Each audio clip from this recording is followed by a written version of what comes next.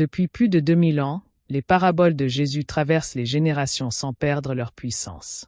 À travers des histoires simples inspirées de la vie quotidienne, Jésus révélait les mystères du royaume de Dieu, enseignait la foi, l'amour, le pardon et préparait les cœurs à recevoir la vérité.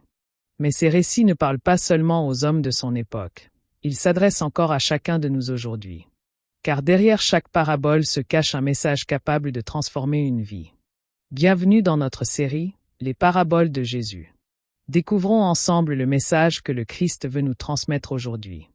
Un jour, Jésus s'assit au bord de la mer et une foule immense se rassembla autour de lui.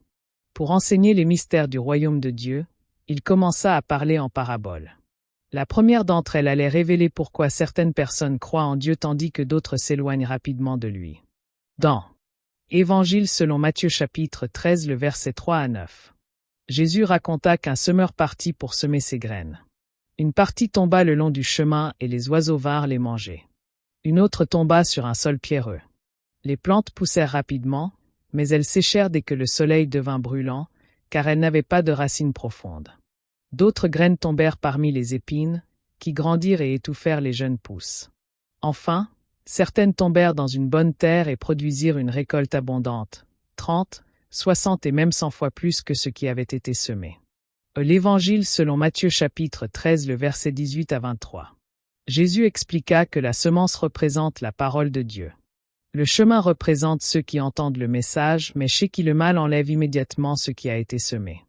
Le terrain pierreux représente ceux qui accueillent la parole avec joie, mais abandonnent dès les premières difficultés.